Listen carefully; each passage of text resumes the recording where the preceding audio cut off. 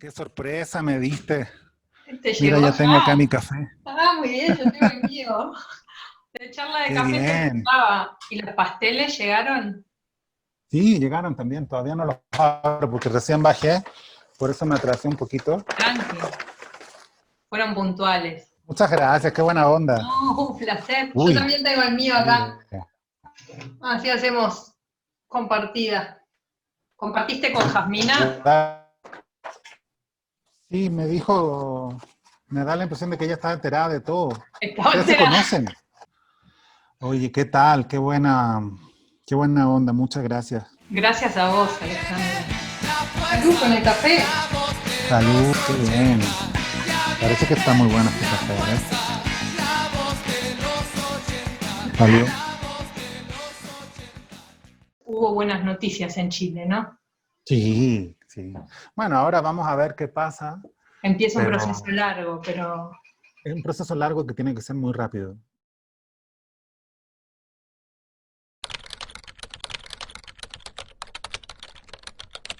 Estallido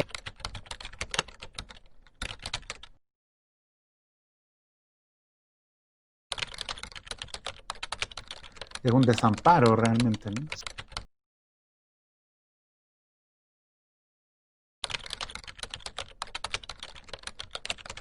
Entre izquierda y derecha,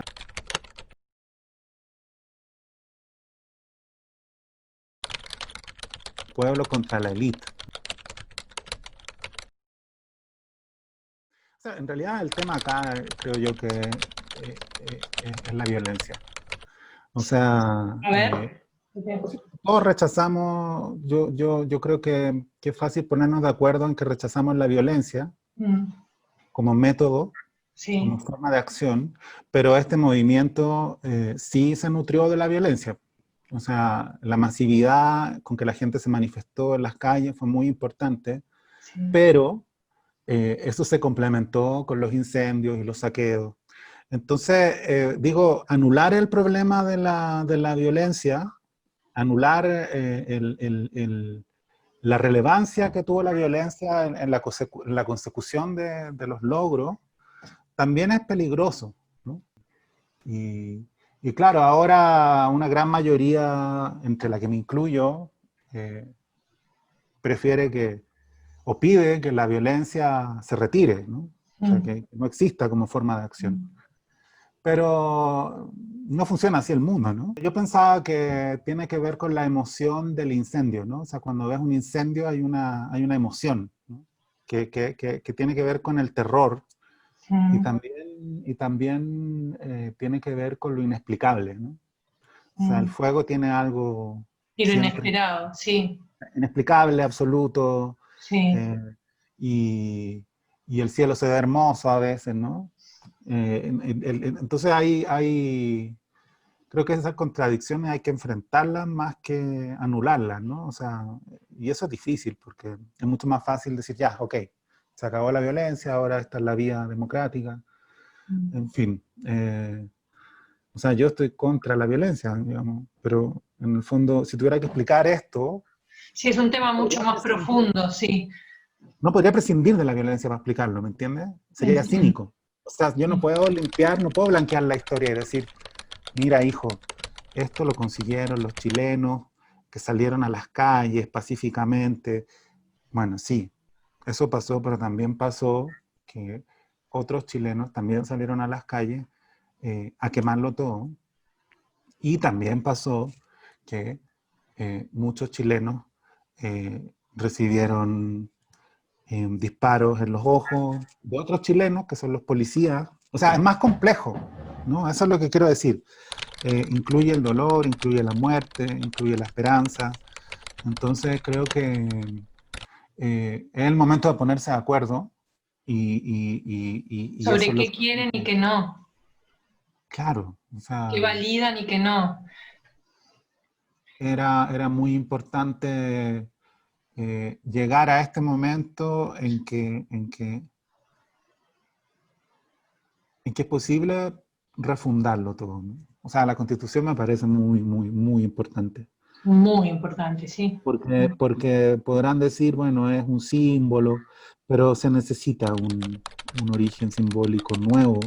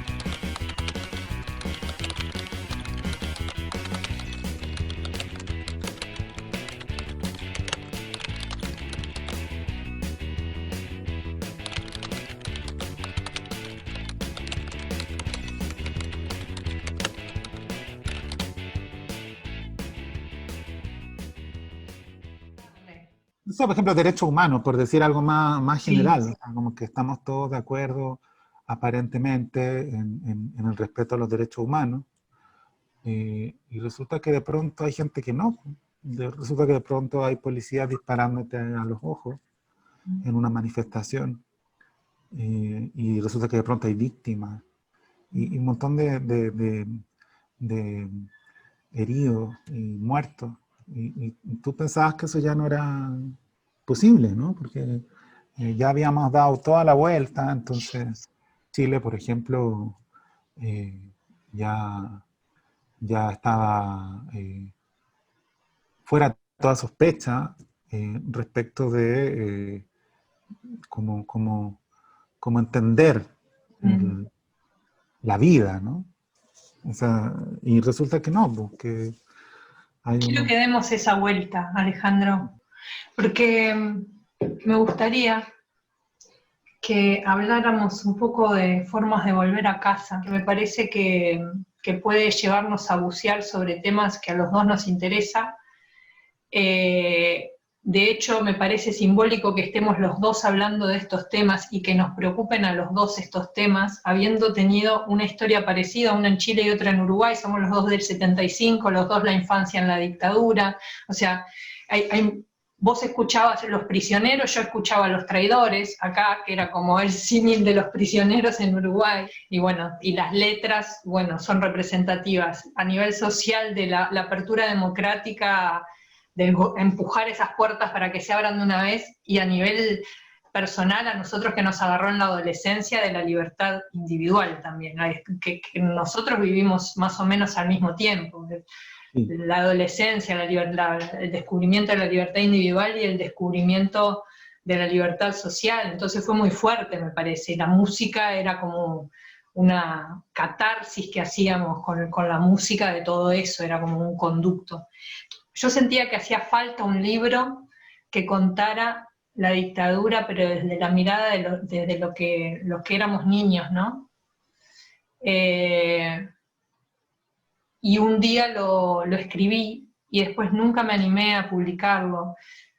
Pensaba, pero nuestro dolor, y esto quizás es algo que te pasó a ti, no lo sé, cuando publicaste Formas de Volver a Casa, porque pensaba, nuestro dolor comparado con el de nuestros padres, digamos, nuestros mayores, no es nada. Y sin embargo, Alejandro, era nuestro dolor, no es que no era nada, ¿no? Capaz que hay como una cosa, como que no nos sentimos con permiso a contar qué nos pasaba, porque en comparación con otras cosas que pasaban, de pronto eran mínimas, ¿no? Sí, yo creo que ese es un sentimiento que da origen a la escritura y seguro que lo que te va a pasar es que luego vas a publicar ese libro o vas a escribir de nuevo ese libro. Yo no sé cómo escribiría ese libro de nuevo ahora, Mm, pero sí, cuando lo escribía ya sentía que por una parte, lo mismo que tú dices, no tenía derecho a escribirlo. eso.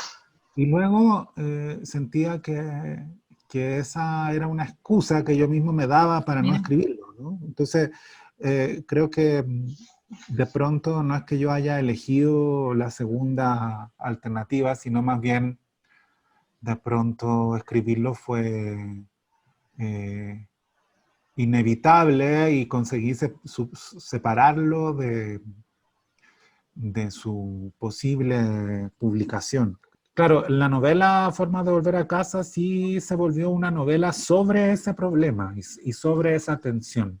Creo que al principio era mucho más una novela sobre ese tiempo y espacio que pone en riesgo la diferencia entre infancia y dictadura. O sea, de pronto yo pensé esto que es muy obvio. Sí, Escucha, no puedo pensar la infancia y la dictadura como entidades separadas, ¿no? Siempre se imponía la interrelación, o sea, y es lógico porque sucedieron al mismo tiempo. Entonces, toda mi infancia sucedió en dictadura, desde el año 75 hasta el año 89, 90, mm, y, y luego, por lo mismo, aunque yo sienta que no somos víctimas, mi generación creció en esa represión, no de eso conoció quiero algo hablar. distinto. Hay una frase que yo marqué porque me llegó muchísimo. De tanto querer leerlo, creíamos que nos correspondía escribirlo. Estábamos cansados de esperar que alguien escribiera el libro que queríamos leer. Formas de volver a casa es el libro que yo esperaba leer. Así que te agradezco por eso. Y quería leer unos pasajes cortos, una seguidilla así. Bueno, mamá, pero las dictaduras no caen así como así. Esa lucha era necesaria. ¿Qué sabes tú de esas cosas? Tú ni habías nacido cuando estaba Allende. Tú eras un crío en esos años. Muchas veces escuché esa frase. Tú ni siquiera habías nacido. Esta vez, sin embargo, no me duele. Esa es una. Que hablábamos del derecho a hablar de esto o no, ¿no? Cómo nos quedó también por ese tipo de cosas, pero si vos ni habías nacido. Estaban allí para que no tuviéramos miedo, pero no teníamos miedo, eran ellos los que tenían miedo. De eso quiero hablar, de esa clase de recuerdos. Voy a otra, salteada. La novela es la novela de los padres, pensé entonces, pienso ahora. Crecimos creyendo eso, que la novela era de los padres, maldiciéndolos y también refugiándonos, aliviados en esa penumbra. Mientras los adultos mataban o eran muertos, nosotros hacíamos dibujos en un rincón. Mientras el país se caía a pedazos, nosotros aprendíamos a hablar, a caminar, a doblar las servilletas en forma de barcos, de aviones. Mientras la novela sucedía, nosotros jugábamos a escondernos, a desaparecer. Eso es re fuerte. Luego vino el tiempo de las preguntas. La década de los 90 fue el tiempo de las preguntas, piensa Claudia. Y enseguida dice, perdona, no quiero sonar como esos sociólogos medio charlatanes que a veces salen en la televisión, pero así fueron esos años. Me sentaba durante horas a hablar con mis padres, les preguntaba detalles, los obligaba a recordar, y repetía luego esos recuerdos como si fueran propios. De una forma terrible y secreta buscaba su lugar en esa historia. No preguntábamos para saber, me dice Claudia mientras juntamos los platos y recogemos la mesa. Preguntábamos para llenar un vacío. Porque en ese sentimiento hay inocencia y hay culpa. Y aunque no podamos, aunque no sepamos hablar de inocencia o de culpa, dedicamos los días a repasar una lista larga que enumera lo que entonces, cuando niños, desconocíamos.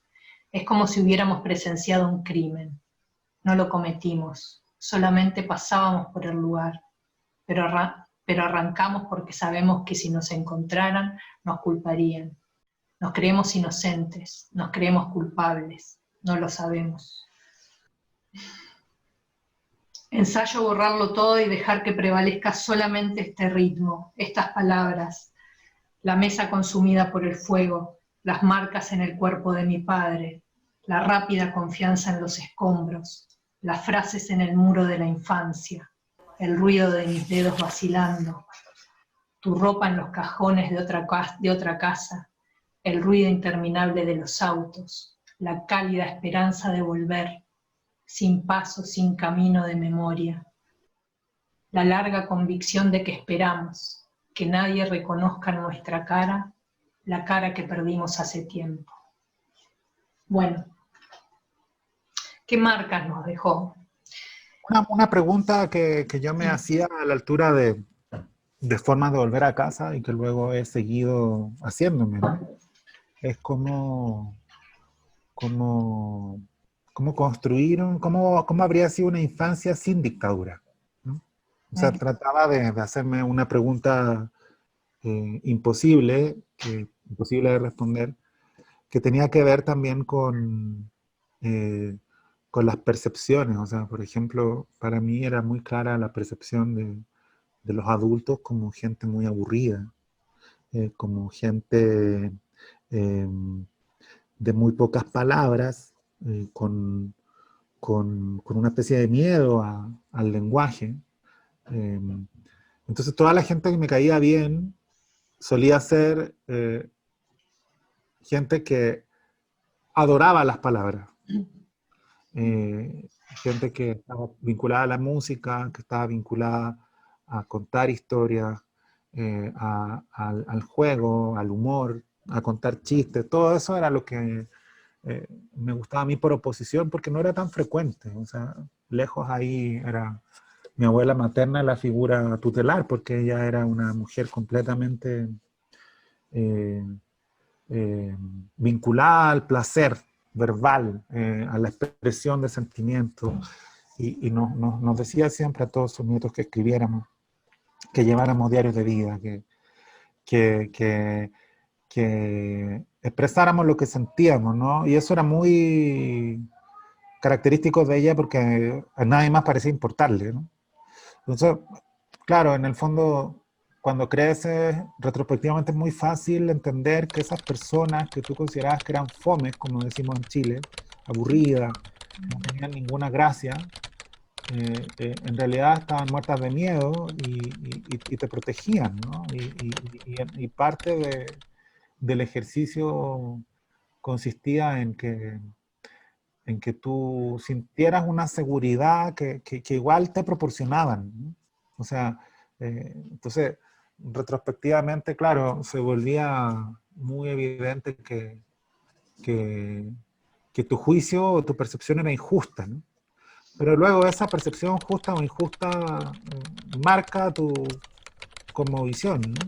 Claro. Luego se mezcla con cuestiones generacionales que ya eh, sin dictaduras de por medio, sucedieron en todo el mundo, o sea, en todo el mundo, más o menos, digo, aproximando, pero en buena parte del mundo, eh, mi generación es una generación que empezó a problematizar ya de adultos, por ejemplo, la idea de familia, ¿no? Es una generación en la que abundaron los hijos separados y las familias se volvieron más discutibles y ¿Y eso menos no crees fijas. que pueda tener una raíz ahí? Yo creo que la tiene en Chile ahí, pero que también sucedió en todo el mundo. O Claro, sea, sucedió en todo el digo, mundo. pero que sí compartes, ¿no? Como una idea que luego pasa por la discusión de la familia, la discusión explícita de las formas de reunión de tener o no tener hijos, qué sé yo, son temas muy de mi generación, creo yo, ¿no? Y por supuesto de las siguientes, ¿no? O sea, pero también fue la primera generación que reaccionó ante los abusos sexuales. Creo que eso es súper relevante, Sí. porque, bueno, una manera inocente de verlo sería que los abusos sexuales antes no existían, por supuesto que existían, ¿no? Pero la primera generación que denunció masivamente los abusos sexuales y los vinculó también a la Iglesia Católica y empezó a crecer en un mundo donde ya la trascendencia religiosa estaba siendo puesta en duda, ¿no? Más allá de que todavía lo religioso es relevante, pero cómo se juntaban todas esas cosas. Todo esto que decís, la denuncia de los abusos sexuales, el preguntarnos qué tipo de familia queremos y empezar a romper de pronto con mandatos, ¿no crees que tiene que ver también con haber crecido con un sentido social fuerte? El habernos criado en ese entorno y después, en la adolescencia, descubrir la libertad y saber qué se podía con la libertad, como una conciencia social muy fuerte también, ¿no? Que Y acá en América Latina hablo en general, ¿no? ahí hay dos cosas que me interesan mucho y que he tratado de explorar, pero quiero seguir explorando. Una, a la altura de la infancia plena, digamos, entre los 7 y los 12 años, ponte tú, eh, éramos paradojalmente libres. O sea, yo pasaba todo el día en la calle. Sí. Y esa es una marca generacional muy rara, porque si yo trato de compartirlo con la generación de mis hijos, digamos, no de mi hijo real que tiene 3 años, sino del hijo que podría haber tenido si hubiera sido padre a la edad que mi padre fue padre, ¿no? O sea, de mi hijo de 25 años, ¿no? Eh, si yo trato de explicar eso, les cuesta entender un mundo donde había dictadura y a la vez los niños estaban en la calle, ¿no? O sea, un mundo que han visto construido a partir de imágenes de época y tanques y autoritarismo. Es difícil imaginar la vida cotidiana. Entonces, parte de la escritura de Formas de Volver a Casa yo creo que tenía que ver con eso, con que uno mismo, eh, justo por lo que tú decías, ¿no? Por esta reticencia eh, al protagonismo, porque sabían que los protagonistas eran nuestros padres y no nosotros, pero por eso mismo te corríamos el riesgo de olvidar cómo había sido todo realmente, ¿no? Porque también la construcción de la vida cotidiana suponía la posibilidad de reaccionaria, ¿no? O sea, porque estás diciendo, mira, había vida cotidiana en este tiempo, no era pura destrucción. Y no es lo que quieres decir, ¿no? O sea, no es el énfasis que quieres hacer. Pero claro, en el fondo sí tienes recuerdos, por ejemplo, cómicos. Entonces, ¿qué hacer con un recuerdo cómico que sucede en una dictadura, ¿no? Entonces, creo que esos problemas literarios, o sea, se vuelven problemas literarios porque la literatura justamente permite instalarse en la contradicción, ¿no? O sea, Está no buenísimo esto que estás condescender, no condescender a una idea previa. Entonces, al final, tú podrías decir, por supuesto, siempre hay un riesgo al construir esos relatos, pero bueno, ¿por qué estábamos en la calle? Luego, al ligarlo con las formas como nuestros padres creían que nos protegían, aparecen otros temas, porque por eso pienso en el abuso, ¿no? O sea, alrededor vimos abusos, supimos en ese momento, después, es una experiencia muy común de los niños que no fuimos abusados, ¿no? O sea, no es algo que no, de lo que no oyeras hablar, que no vieras, que no intuyeras, ¿no? No era un peligro tan lejano. Y sin embargo, claro, estabas todo el día afuera. Y a la vez tus padres sí te protegían, porque sentían que en ese mundo, en las villas en las que vivíamos, 200 casas, había un límite tácito y una especie de comunidad. A pesar de que ellos no formaban parte activa de esa comunidad, porque no todos hablaban con todos. O sea, los adultos parecían ser menos libres que los niños. Y esa contradicción a mí me interesa, porque a la vez que los niños siempre entienden la infancia como una dictadura, ¿no? O sea, en la infancia hay que pedir permiso para todo. Sin embargo, teníamos un espacio de libertad paradójica a lo largo de esas 200 casas. Yo me podía mover, podía salir en vacaciones o un sábado, un domingo a las 10 de la mañana y no volver sino hasta las 7 de la tarde, ¿no? O sea, y, y no podría eh, juzgar a mis padres por esa libertad, ¿no? O sea, por supuesto podría, pero quiero decir, en el fondo, Entiendo.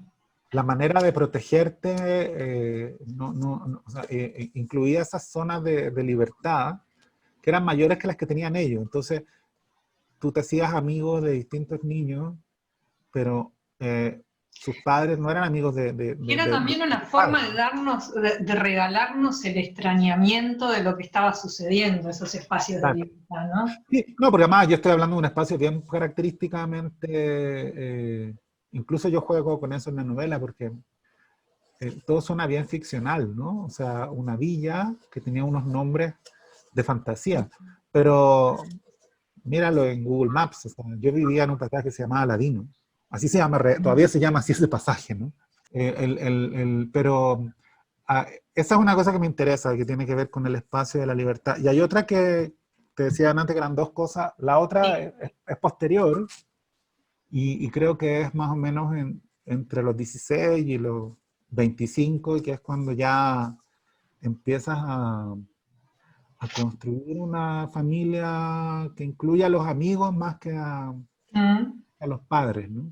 Creo que ese fue un momento muy revelador y muy explosivo, porque más allá de tus propias opiniones, es muy natural durante muchos años eh, confirmar más o menos las opiniones de tus padres, incluso si no claro. estás de acuerdo con ellas, ¿no? O sea, es como una cuestión de arraigo y de lealtad. Entonces creo que en el caso de mi generación ese momento fue muy remecedor, de los 16 para adelante, cuando te hacías amigo o pareja o conocías gente que tenía experiencias radicalmente distintas de las tuyas, historias de adultos en verdadero peligro, Mm. y que, que, que igual protegían a sus hijos, ¿no? Del mismo modo como tus padres te protegían a ti. Yo creo que ese momento como de construcción de nuevas familias empezó muy temprano, porque también pensaba, bueno, matar al padre, si tu padre había sido un héroe, era imposible, porque probablemente ya estaba muerto, ¿no? Entonces ni siquiera podías hacer esa operación simbólica. Eh, y, y si tus padres no eran héroes y habían optado por la medianía y por la vida protegida, de, de, de deshacerse de lo político incluso, ¿no? Que era como el mandamiento de la dictadura, o sea, la dictadura era antipolítica. Perdón, a eso respondés también en el libro, Sí, porque hay una parte en la que decís, pero eso también es tomar posición, ¿no? claro, esta es más posición. El, el, el, el, el, era muy fácil matar al padre, creo yo. También para esos hijos, ¿no? Para los que sabían, ¿les dolía o no les dolía? Digo, por supuesto, eso te puede doler mucho, pero de pronto sabías que tus padres no habían sido héroes y no habían tenido posiciones heroicas. Entonces, claro, era muy fácil matarlos cuando querías matarlos. Digo, o sea, psicoanalíticamente, o sea, Sí, como cuando querías cumplir esa operación, entonces no servía mucho, porque claro. en el fondo tampoco les dolía que los mataras, ¿no? Porque eran discursos que no se encontraban, como el discurso Claro. ideológico con el discurso antiideológico. Es como, mira, yo creo que tú eres eso. Y te responden sí. Y bueno, no me importa y yo te cuidé y yo te quiero. Sí. Cagaste, o sea, no hay Claro. diálogo, ¿no? Entonces, Sí. por eso cuando hablan de la literatura de los hijos, a mí me gustaba la idea se me ocurrió hace poco, que en realidad es como la literatura de los hijos sin hijos, ¿no? O sea, tomando la fórmula de Vilamata, ¿no? O sea, como, Mm, porque en forma de volver a casa no es la novela del joven de 20 años que va contra sus padres o reivindica su propia experiencia. O sea, a mí no me interesa la literatura afirmativa, o sea, no me interesa evaluar la posible politicidad de la mirada infantil, ¿no? mm, O sea, porque en general no me interesa la literatura afirmativa, ¿no? Incluso si estoy de acuerdo con lo que afirma.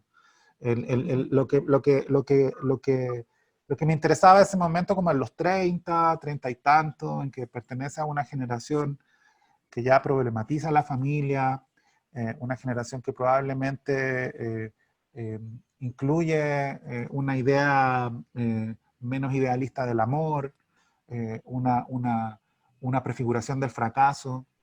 eh, y entonces, bueno, tienes 30, 30 y tantos, y quieres volver a casa, pero ya no sabes cuál es tu casa, ¿no? Si la casa que formaste y la familia que fracasaste, o esa casa de la que ya te fuiste hace mucho tiempo y ya mataste al padre hace muchos años y quisieras resucitarlo y no se puede, ¿no? O sea, para mí es mucho más esa novela que una novela que reivindique o que construya el espacio de la infancia como un espacio de inocencia o como un espacio de culpa. O sea, de pronto pensé, bueno, esto en realidad es como literatura de los hijos sin hijos, ¿no? Porque me gustaba mucho desde hace mucho tiempo esa expresión de Vila Matas, ¿no? Hijos sin hijos. Sí, Alejandro, a ver si entendí bien el segundo tema que te interesa explorar. Es el llegar a una edad, 20 y algo de años, en los que te encontrás con otra gente y al descubrir que no podían matar al padre porque era un héroe, en ese espejo ver que uno sí podía matar al propio padre porque no eran héroes. ¿Es eso lo que decís? El verse a esa edad en Y los otros por la diferencia, digamos. yo creo que eso empezó, o sea, sí, sí. Ahora creo que empieza, eh, no a los veintitantos, sino como a los 15, ¿no? El año 89, 90, apareció de pronto esta palabra democracia, ¿no? Y nosotros teníamos 14, 15 años. Y yo digo ahí en un cuento, en el primer cuento de mis documentos, algo que realmente pensé hace muchos años, que es que la democracia y la adolescencia llegaron al mismo tiempo y la democracia no era verdadera, mientras que la adolescencia sí era verdadera. Pero era fácil confundirla, ¿no? Digo, igual que infancia y dictadura, democracia y adolescencia, además que era una democracia adolescente, digamos, la chilena, en el mejor de los casos, o una democracia infantilizada, ¿no? Eh, el, el, más allá de eso, había coincidencias entre las cosas que podías hacer porque tenías 15 años y las cosas que podías hacer porque estábamos en democracia, ¿no? Mm. ¿Me entiendes? O sea, Sí, sí, no te sé, entiendo perfecto, sí. te dejaban fumar dentro de la casa, o te dejaban llegar tarde, Mm. un sábado. Entonces uno pensaba de pronto, esto es la democracia, ¿no? O sea, mira, libertad, ¿no? Democracia. Y en realidad era el orden natural de las De cosas, la, pues. tal cual, se Como, entrelazan, no lo había visto así, pero se entrelazan. Sí, sí, o sea, coinciden. sí, Y esa coincido. coincidencia también de pronto nos hacía eh, sacar conclusiones eh, equivocadas y luego también los desengaños tal vez eran mayores, ¿no? O Mm. sea,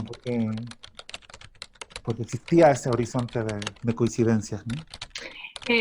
Vos dijiste hace un ratito que te preguntás cómo hubiera sido la infancia sin dictadura. Es difícil imaginarlo, ¿no? Pero ¿te podés imaginar cómo serías vos, Alejandro, si hubieras vivido la infancia sin dictadura? O sea, ¿qué cosas tendrías o no tendrías que hoy tenés o no tenés? Creo que en parte escribir es abrirse a esas imaginaciones, siempre. Mm, Y la multiplicación de uno mismo, o sea, el atender a las distintas personas que pudiste ser, no tiene que ver con una reparación, sino más bien con una incorporación de los demás en ti mismo, ¿no? mm, O sea, esa idea de que somos muchas personas, a mí me interesa alimentarla. Eh, Creo que, claro, por una parte, si tú crees que tienes una sola historia y la cuentas, todos los días la vas a contar de forma distinta y eso es psicoanálisis básico y lo disfruto. O sea, que ni siquiera podemos pavonearnos de unidad, ¿no? De integridad. Pero también me interesa atender a cómo ese grupo de gente, ese nosotros que tienes más a mano, el nosotros el nosotros que dices sin avergonzarte, ¿no? Sin pedir permiso. Porque, bueno, el nosotros se agranda y lidia con la arrogancia, pero hay un nosotros básico, ¿no? Como un nosotros yo, lo pienso yo Sí, así, como sí, sí. nosotros yo, o sea, que incluye a una determinada cantidad de personas eh, que, que, que tú sabes que representas, ¿no? O sea, que no tienes que pedirles permiso para estar seguro de eso. Y que son muy pocas personas, pero es un nosotros. Digo, me interesa en primer lugar ese, ese nosotros, ¿no? Esa proyección. Y creo que ahí aparece una idea de generación, que creo que también es un concepto del cual se abusa, ¿no?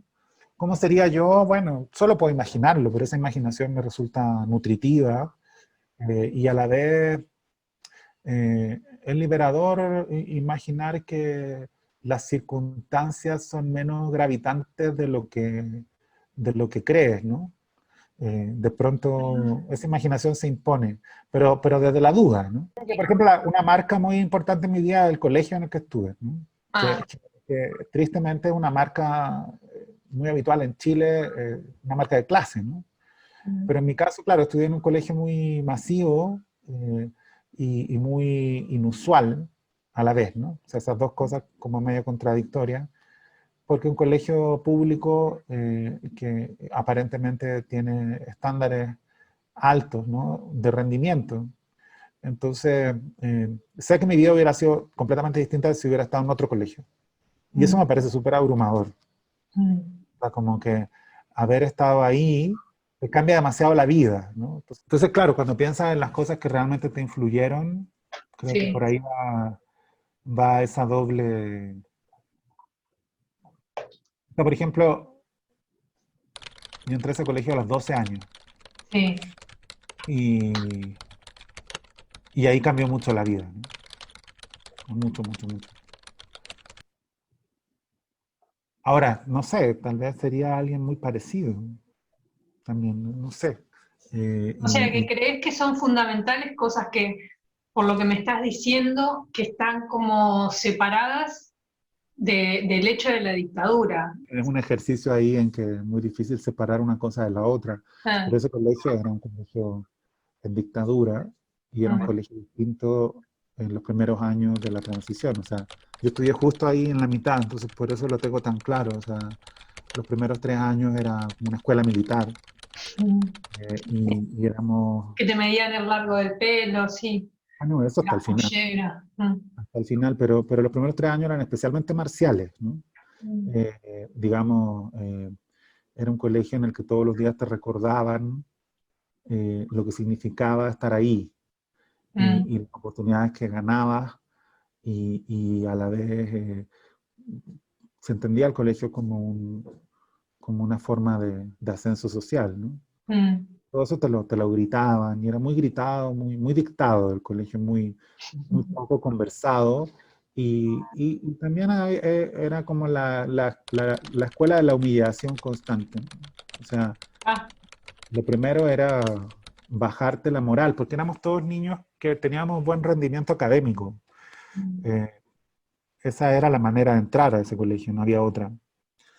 Entonces lo primero que hacían era, no sé, ponerte frente a problemas matemáticos imposibles para tu edad y reprobarte. O sea, a todos nos reprobaban.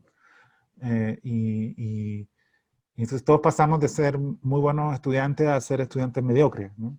qué Que fuerte. tenemos que luchar mucho. Y eso en los años siguientes cambió. Siguió siendo muy exigente, pero como que esa forma de tortura ya... O sea, tengo mil ejemplos de eso. En ese libro de cuentos, mis documentos, hay un relato Mm, sobre eso. eh, que, que- pero ni cuéntame. siquiera conté todo, ni siquiera conté todo, porque tengo mil ejemplos, ¿no? Por ejemplo, había un profesor de ciencias naturales que nos interrogaba todas las clases al azar, ¿no? Entonces, esto suena cómico ahora en retrospectiva, pero era muy angustioso. Te hacía 3 preguntas y en función de esas preguntas era la nota que tenías. Pero algunas preguntas no te dejaba responderlas, ¿no? así sin ninguna lógica. De pronto decía, bueno, ¿qué es la fotosíntesis, ¿no? Y con la mano marcaba el tiempo, ¿no? Entonces Ah, era un reloj qué que iba así, y de pronto iba muy lento, de pronto iba más rápido, y ahí se acababa el tiempo. Pero a veces, sin ningún motivo, te preguntaba algo e inmediatamente, y no te dejaba responder. Y no había ninguna manera de protestar ante eso, ¿no? una Eh, perversión. claro, era joderte nomás. Y luego todas esas cosas se transforman en medio cómicas, ¿no? Es bien interesante eso, como luego el castigo y la injusticia se romantizan, ¿no? Entre nosotros mismos, ese tipo de cosas resultaban cómicas de recordar y eran espantosas de recordar. Entonces, Alejandro, sí, quiero, armé como un recorrido por libros tuyos y de autores que te gustan, eh, así como muy puntual, y de esto que me estabas hablando me lleva a Román Garí. Román Garí te gusta, ¿verdad? sí, mucho, sí. Bueno, tenés de hecho en Formas de Volver a Casa, el epígrafe, uno de los epígrafes es En lugar de gritar, escribo libros, de Román Sí. Garí. Bueno, el libro que traje, yo no sé si lo leíste, porque a mí también me gusta mucho Román Garí, pero más con el seudónimo de Mila Yar. Ah, sí me dijiste eso, sí. ¿Lo leíste? Sí, lo leí hace súper poco. ¿Lo leíste? Sí. Hace poco, mira. Bueno, este libro es muy especial, me lo regaló un amigo hace años. Es la primera edición española publicada en el 75, Wow, justamente. cuando Y nacimos. no solo eso, la historia de Román Garí era que él ganó el Goncourt y la crítica decía que empezaba a repetirse, que escribía siempre lo mismo, entonces se inventó un seudónimo y empezó a escribir como Émile Achard. Y ganó el Goncourt de vuelta, como Émile Achard por este libro, La vida ante sí, ¿no? Tuvo que inventar una historia porque todo el mundo estaba detrás de ver quién era Émile Achard. ¿Quién Entonces era inventó, el sobrino, no? Era el claro, que... inventó que era el sobrino y la historia del sobrino, y que bueno, si había alguna similitud en la prosa era porque eran familiares. Entonces quería leerte algo de acá, del rebobinar, y dice, me explicó que aquello era una sala de doblaje. Los de la pantalla abrían la boca para hablar, pero eran los de la sala los que ponían la voz. Hacían lo que los pájaros, les metían directamente la voz en el buche. Y cuando la voz no entraba en el momento justo, había que volver a empezar. Y entonces lo bueno, todo iba hacia atrás. Y dice después, los presentes vieron que aquello me gustaba y me explicaron que se podía ir para atrás desde el final hasta el principio. Y uno con barba me dijo, guaseándose, hasta el paraíso terrenal. Y luego añadió, lo malo es que cuando vuelves a empezar, todo es lo mismo. Y la última, y entonces me ocurrió algo fantástico. No puedo decir que me echara hacia atrás y viera a mi madre, pero me vi sentado en el suelo y delante de mí había unas piernas con botas hasta el muslo y una minifalda de cuero. Tuve que hacer un esfuerzo terrible para mirar hacia arriba y verle la cara. Sabía que era mi madre, pero ya era tarde. Los recuerdos no pueden mirar hacia arriba. Y todavía pude retroceder más. Siento unos brazos calientes que me mecen. Me duele el vientre. La persona que me sostiene pasea canturreando, pero a mí me sigue doliendo el vientre y suelto un zurullo que va a parar al suelo. Ya no me duele nada, estoy a gusto, y la persona que me lleva en sus brazos me da un beso y se ríe con una risa alegre que todavía me parece oír, oír, oír. Bueno, vos tenés algo parecido, pero no rebobinado, en la vida privada de los árboles, cuando Julián imagina la vida de Daniela, su hijastra de grande, que es contada por escenas, ¿no? Me gustaría que pensaras un momento, si querés, si rebobinaras para atrás tu vida, ¿qué dos o tres escenas verías? Wow. Mira, está Lo que, todo lo en que mi quieras. caso. Yo creo que viste que existe el pensamiento conjetural obsesivo, ¿no? Mm, Cuando piensas muchísimo, muy frecuentemente en qué pasaría si, ¿no? Si hubiera, no sé, tomado otra decisión, qué sé yo. En mi caso ahí, esto suena muy, muy convencional, pero desde que nació mi hijo, como que yo me parece que empezó otra cinta, ¿no? Mm. Entonces, todo lo que conjeturo parte de ahí. No, es como un nuevo origen, ¿no? No va más atrás, decís. O sea, digo, era muy natural antes, todo el día pensabas, ¿no? ¿Qué hubiera pasado si hubiera hecho esto, esto, otro, si no hubiera viajado, si hubiera viajado, Pero digo, sin creo que el es muy sí, natural eso, ¿no? Creo que es pero muy sin natural eso, ¿no? el qué pasaría si Sí, vos vas hacia atrás en tu vida y te parás en escenas así, las que te vengan intuitivamente, ¿cuáles serían? sí, o sea, es súper típico. Pensaría y creo que va cambiando también. Yo creo. En estos momentos, creo que aparecerían cosas sobre las que estoy escribiendo. Entonces es una Mm, respuesta como con trampa, porque he estado pensando mucho en algunos momentos, ¿no?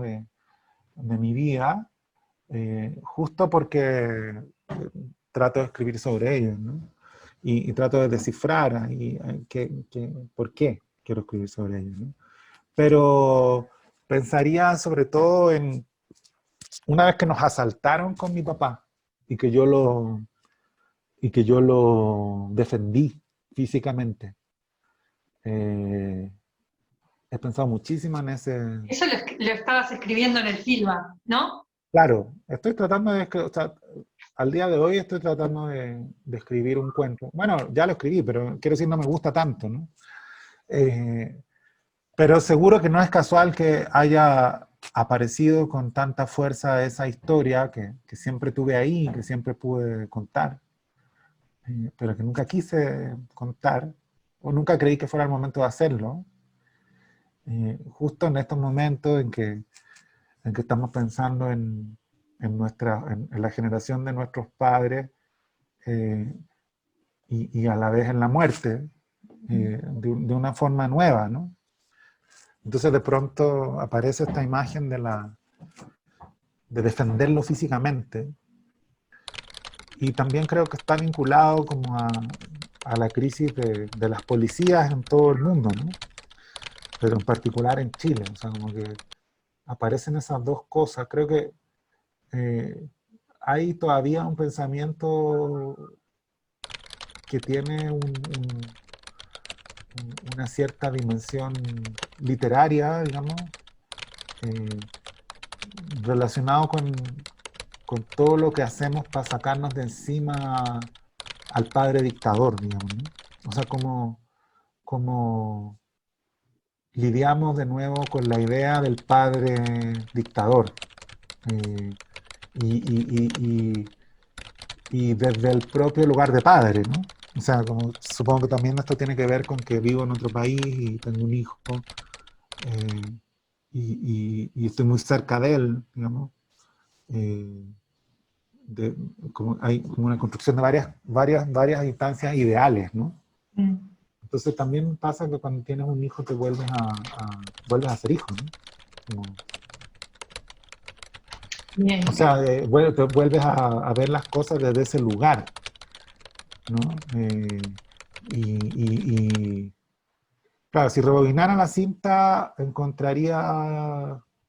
Bueno, un poco esa idea de rebobinar la cinta es parecida a la idea de Borges de la inminencia a la muerte, ¿no? O sea, todos esos relatos de Borges, poemas también en que el personaje justo antes de morir eh, entiende su destino, ¿no? Entiende, bueno, para qué. Y El Sur, por ejemplo, ¿no? También, o el poema conjetural, Mm, son textos. Y yo creo que estoy en un momento de mucha velocidad, creo yo, ¿no? O sea, paradojalmente, a pesar de cómo nos congela la pandemia, ¿no? Y sí siento también una expectativa muy grande de cachar de qué somos capaces. O sea, no estoy tan volcado, aunque puede parecer contradictorio con lo que veníamos hablando, no estoy tan volcado al pasado, ¿no? mm. Más bien, más bien tengo una inquietud que por momentos se vuelve muy curiosamente eh, jovial, ¿no? O juvenil incluso, por el futuro. Mm. Yo lo trataba de entender así, como que creo que nunca había sentido yo tantos desafíos y a la vez nunca había tenido tanta fuerza para enfrentarlos, ¿no? O sea, como que el tamaño de los desafíos aumenta y también tu fuerza. Creo que con la paternidad sentí algo muy parecido los primeros meses, en términos físicos, ¿no? Como que eh, es todo muy agotador y a la vez tiene muchísima más energía, ¿no? Es raro, ¿no? Y además, no sé si a ti te pasará, en todo esto que estás diciendo, también vuelve el tema de la moral, ¿no? Porque en esta época y en todo esto, no solo la pandemia, la posverdad, las fake news, toda la virtualidad y eso, si actuar según nuestra moral y entonces quedarnos de algún modo y tratar de cambiar las cosas quedándonos desde acá, o el retirarse y tratar de dar lo mejor a la familia, a tu hijo, ¿no? Y tratar de construir un mundo que sea reflejo de los valores de ustedes. ¿Cómo lo ves eso? Sí, yo creo que es la gran pregunta de cuántos metros de felicidad necesitas, ¿no? O Mm, sea, yo me he estado preguntando esto el último tiempo, así, antes de la pandemia, sobre todo gatillado por el estallido y las decisiones que habíamos tomado, y sobre todo la paternidad, porque en mi caso fue muy razonada, muy pensada, ¿no? Eh, y a la vez, claro, te pone en una situación de, de búsqueda aún más franca, ¿no? Aún más directa, porque en el fondo eh, yo nunca me he entendido como alguien interesante, digamos. O sea, como que aprendí a entender qué había en mí de colectivo. Ese creo que fue el aprendizaje. O sea, no, qué había en mí de plural, ¿no? claro. Eh, y, y- y- y entonces el nacimiento de mi hijo hace que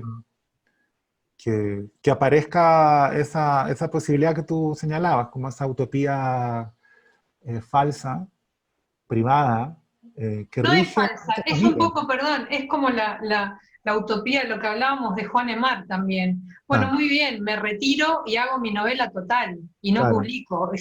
Llevado a la vida sería un poco eso también, ¿no?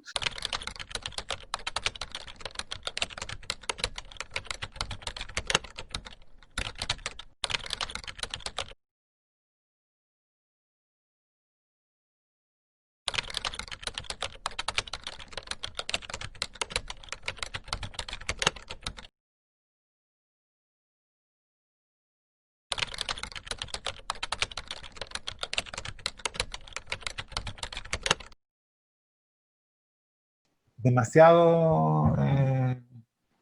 o sea, una legitimidad hay ahí, ¿no? O sea, también sí, tienes razón, claro, no es falsa, es quizá demasiado verdadera. Mm, Porque tú quizá sabes que demasiado. puedes construir un muro que te permita cimentar una cierta felicidad privada, ¿no? O sea, eso es posible. Y creo que muchas familias optan por eso, ¿no? Lo único que les importa es lo que sucede en sus metros cuadrados y eso es lo único que marca su interacción con el mundo. Entonces, hay una pregunta por el idealismo, ¿no? Que yo siempre resolví literariamente. y que ahora venturosamente se amplía, ¿no? Por eso creo que nace una fuerza adicional, ¿no? Como unas ganas de que parecen bastante discutibles, ¿no? Pero unas ganas de que tu hijo esté muy feliz de pertenecer a algo mucho más grande que tu familia, ¿no? Incluso que tu país, ¿no? Pero paradójicamente para eso tenés que también calcular los metros de felicidad, los metros cuadrados de felicidad, ¿no? Yo creo que multiplicarlo siempre, ¿no? O sea, como no creo que el conformismo es muy natural. Entonces, eh, el, el- el- el desafío creo que es como legitimar el crecimiento. No sé cómo decirlo, porque son como cosas que nunca había verbalizado, ¿no? Pero sí siento que es un desafío. Viste que a los niños les gusta la vida, ¿no? O sea, mi hijo Mm, está en un estado de fascinación constante. mm. Va a cumplir 3 años y, y solo encuentra motivos para sonreír, ¿no? O sea, está alucinado todo el día. A ver qué te trae esto que va a sonar. Buenos Aires, bueno, las cosas no están que arden. Sangre latina necesita el mundo, roja, furiosa y adolescente. Sangre latina necesita el planeta. Adiós barreras, adiós sentencias. Ya viene la fuerza, la voz de los 80. Ya viene la fuerza, la voz de los 80. La voz de los 80.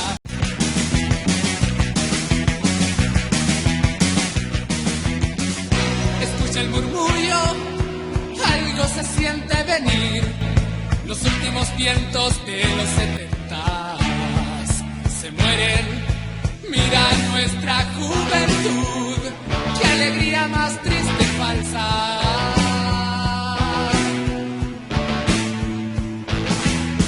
Deja la inercia de los 70, abre los ojos, ponte de pie.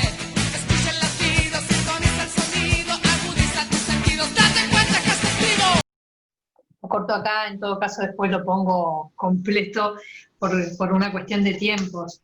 Pero, ¿qué te trae esto? El date cuenta que estás vivo, ¿no? Eh, ¿Qué te trae? ¿Qué imágenes te trae? Ah, ¿Qué te hace sentir esta música? ¿Qué te provoca? bueno, no creas que he dejado de escucharla, porque justo estoy en un proceso, eh, no sé si tan cómico como parece decirlo, ¿no? Pero Mm, de chilenización de mi hijo. Entonces, todas las mañanas, siempre, toda su vida, lo primero, lo primero que hace es estar conmigo, digamos, ¿no?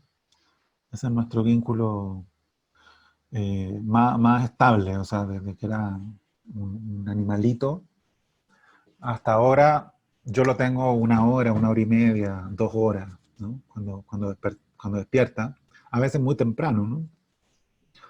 Y entonces, el último año lo hemos pasado escuchando música chilena eh, todos los días. Y es muy interesante, porque además ya ya abandonamos la música infantil, ¿no? Que mm, todavía aparece, pero como parte de la música, no como una asignatura aparte. Entonces escuchamos harto a Los Prisioneros. Y, qué bueno. y para mí, la canción que más le gusta a él de ese disco es Latinoamérica, un pueblo al sur de Estados Unidos. Y así empezó a girar la vieja rueda, símbolo de la vida. La rueda que se atasca como si no volara entre una y otra generación, en un abrir de ojos brillantes y un cerrar de ojos opacos. con un imperceptible sonido musgoso. Yo tengo unos recuerdos muy asociados a la definición de un gusto propio, Mm. porque cuando aparecieron Los Prisioneros, siempre me gustó mucho la música, pero creo que fue el primer momento en que me gustó una música distinta a la que era considerada buena música alrededor, ¿no? O sea, Los Prisioneros sí al principio eran considerados mala música. Entonces había una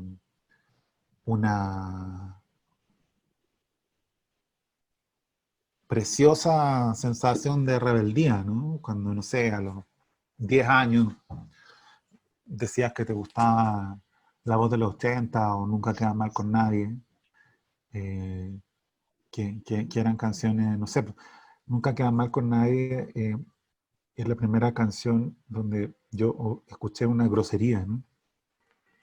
Entonces me acuerdo perfecto. En tema libre tengo un ensayito sobre eso, como el momento que estamos con mi primo, con la oreja pegada a la radio, esperando que aparezca esa canción y en esa canción diga la palabra mierda, ¿no?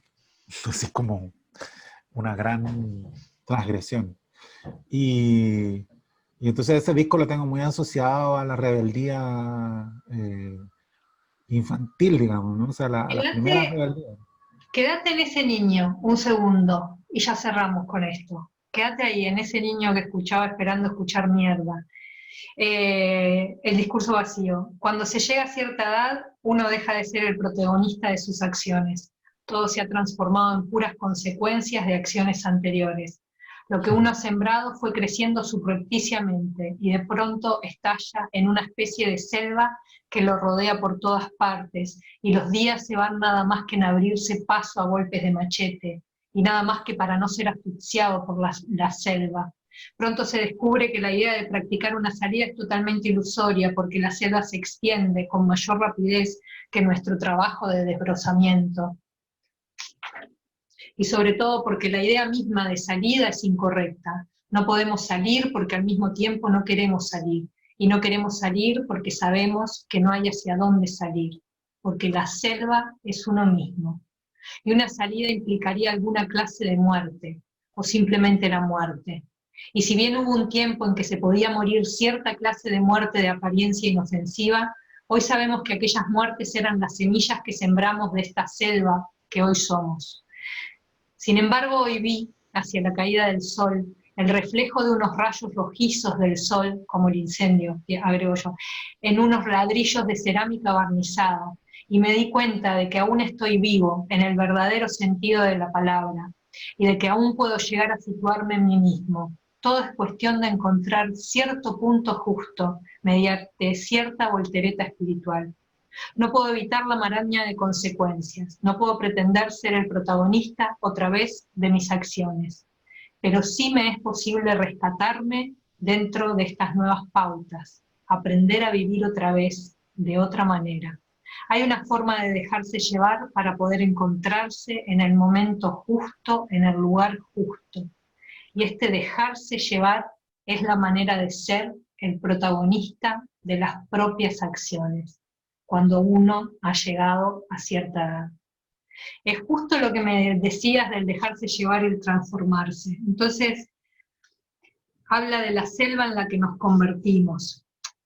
Te hago varias preguntas y respondes la que quieras, por donde quieras. ¿En qué selva nos convertimos? Llegamos a esa edad en la de este dejarse llevar es la manera de ser el protagonista de las propias acciones. Cuando uno ha llegado a cierta edad, llegamos a esa edad, y ese niño que escuchaba a Los Prisioneros esperando escuchar la palabra mierda, ¿qué vería de este Alejandro de hoy? Yo tengo la sensación de que estoy en un momento post-selvático en ese sentido, ¿no? O sea, creo que esa crisis que describe Lebrero como permanencia, ¿no? O sea, es muy bella esa idea porque desafía nuestro deseo de tranquilidad, ¿no? Como que lo desafía verdaderamente. Esa parte en que dice, bueno, no se puede huir sin algo de muerte, ¿no? Yo siento que, no lo digo en un sentido post, o sea, yo siento como que hay en mi caso, una reconciliación con lo sagrado, ¿no? Que no, que no, que no se nutre de una mitología ya preestablecida, sino más bien de la sensación de que hay que inventarla, ¿no? Y que estuve muchos años, bueno, suena mal, pero editaremos Muy esto, bien. lo Esto que diremos con elegancia, pero estuve muchos años ya con mucha conciencia de selva y muy paralizado y a la vez como con un sufrimiento legitimado, ¿no? Así, como muerto. Y, pucha, suena como un discurso casi religioso. Así, No, pero, no, no, no, no, se entiende perfecto. o Pero sea, como un momento de rearticulación verdadera y de mucha acción. O sea, de mucha... eh, como de desafío a la... De desafío al pesimismo, digamos, ¿no? Pero como un desafío activo. y a la vez autocrítico, o sea, que no se nutre de la pura voluntad visceral, digamos, ¿no? Siento que hay que hacer, como sumergirse muy decididamente en lo turbulento eh, para, para luego salir a flote, digamos, ¿no? O sea, como te digo, es una sensación muy vital, ¿no? Y bueno, y tiene que ver con eso de dejarse llevar, es la manera de ser el protagonista de las propias acciones. Dejarse Sí, llevar por el torbellino para subir a la superficie otra vez. sí, ¿Sí? sí, yo creo. Y lo último entonces, ese Alejandro niño de 10 años escuchando a Los Prisioneros, ¿qué crees que diría si te viera hoy? Si viera al Alejandro de hoy. Yo creo que le caería bien. O sea, no sé no sé qué vería, pero yo siento que no, creo que sabríamos jugar, ¿no? Él y yo. O sea, que sabríamos pasarlo bien. Me encanta. Bueno, no te quiero sacar más tiempo. Bueno, ya me cuentas luego cómo seguimos, pero Sí, siga la charla, ¿no? Más allá de la entrevista. dale, buenísimo. Aquí Me encanta. quedamos y Dale. Bueno, gracias Alejandro, fue un placer. que estés muy bien. Un beso a Muchas Jazmín gracias. y a Me Silvestre. comí entre media, viste que me comí el pastel, así Todavía que no me comí la mía, pero me espera acá. dale, dale. Gracias. Un abrazo. Muy buena onda. Chao. Chao.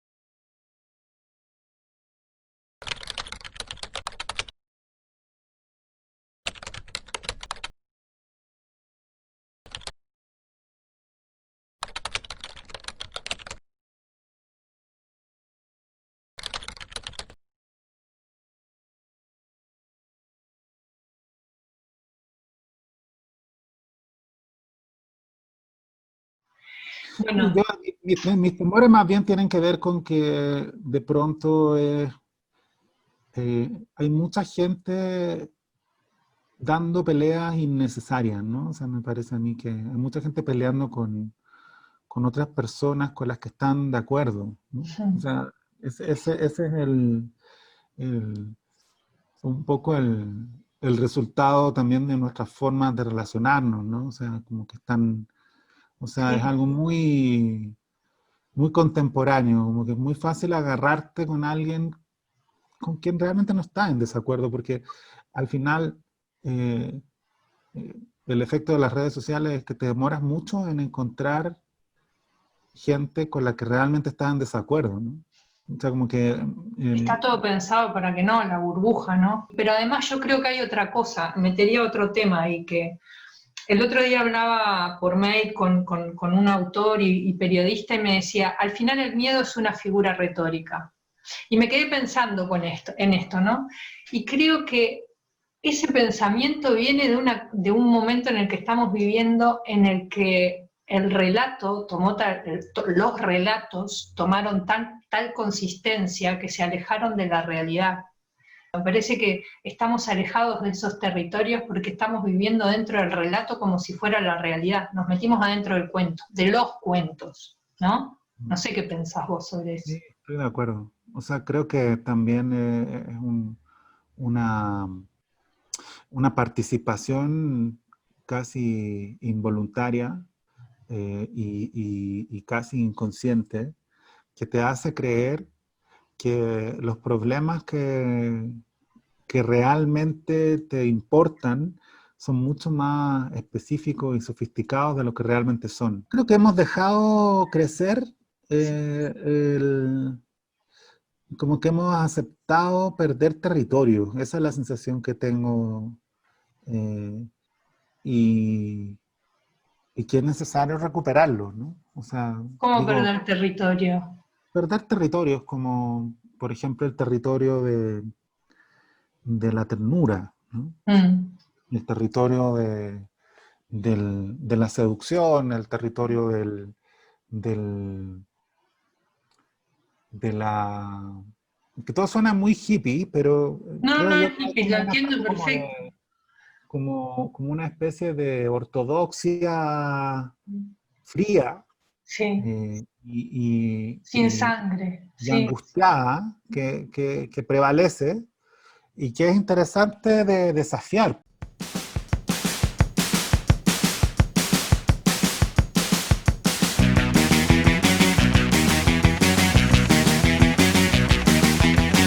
Algo grande están haciendo en la década de los 80. Ya se siente la atmósfera saturada de aburrimiento. Los hippies y los punk tuvieron la ocasión de romper el estancamiento. En las garras de la comercialización murió toda la buena intención.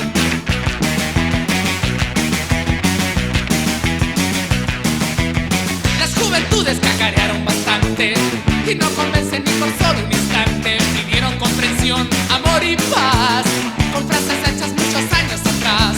Deja la inercia de los